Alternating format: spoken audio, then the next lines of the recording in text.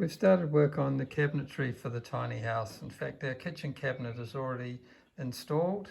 The bench top is almost finished, and we'll show you that at the end of this video. But what we thought we'd concentrate on now is to show you how we draw these cabinets up full size. So that allows us to take accurate measurements for our cutting list, and also helps us to fully understand that what we've drawn up is exactly what we want. And we're going to do that on just a strip of plywood, or in the case of our kitchen, which was a little bit longer than our plywood, we just use a timber batten. So this video is about how we do that full size. So here's the offcut of plywood that we have used to mark out our cabinet. And on there are all three dimensions full size, which will allow us to make an accurate cutting list.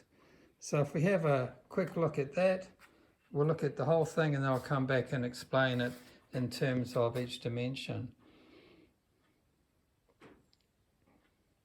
So those three parallel lines represent the three dimensions. The one near the bottom of the video shows is the height, the second one is the width, and the one that's out of frame now, the small third one, is the depth of the cabinet.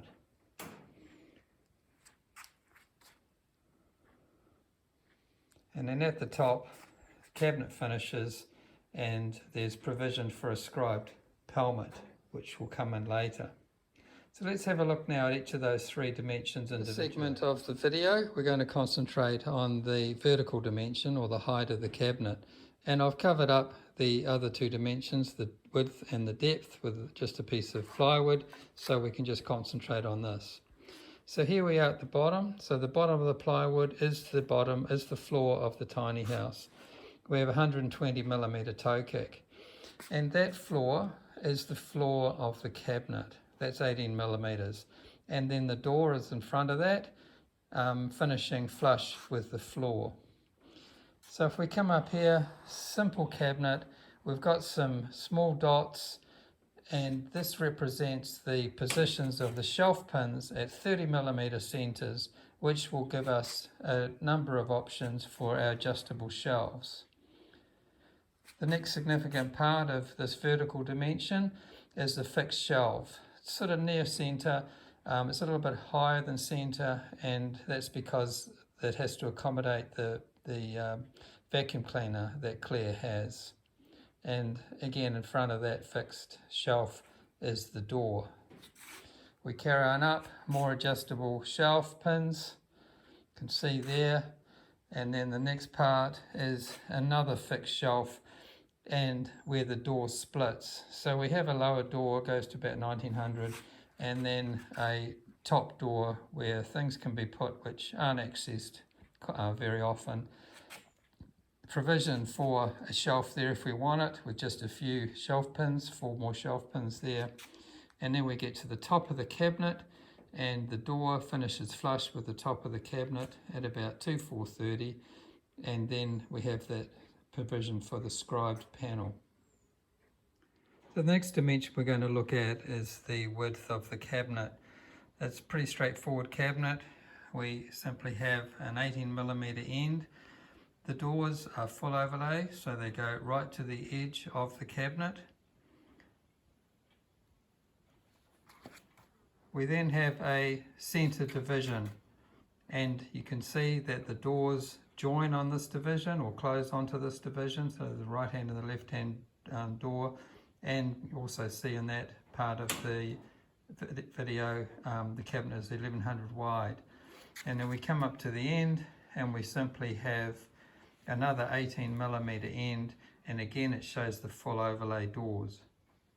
The final dimension is the depth of the cabinet. It's only 400 deep, as you can see there, and at the very front we have our full overlay doors. I've got a line through the middle because our fixed shelves, those middle ones, the right hand one is the full depth, so it goes almost to the door, but the left hand fixed shelf is only 200 deep, and that allows for a mop to hang on the door and go past that. Now notice there are no backs. We have no backs on our cabinets to save weight. We'll have a batten or some other way of fixing the cabinet to the walls. With our story rod finished, we're now able to measure carefully directly off the story rod and create our cutting list. And we can double check some of those measurements with calculations, so we can be pretty sure that our cutting list is accurate. In the next part of the video, we'll show you the kitchen unit, which is already installed and bench top is almost finished, and we've set our story rod on top of that to show you how that actually relates to the cabinet, although all we're showing is just that one dimension. So we use the same method with our kitchen cabinet in our tiny house. There's our cabinet in place with the bench top that we're just finishing off. If we come down here, you can see the batten sitting on top of it, and we've used that batten, much smaller this time, and drawn on our cabinet details. And as we come through, you'll be able to see the divisions lining up, the hob lining up, and the sink here.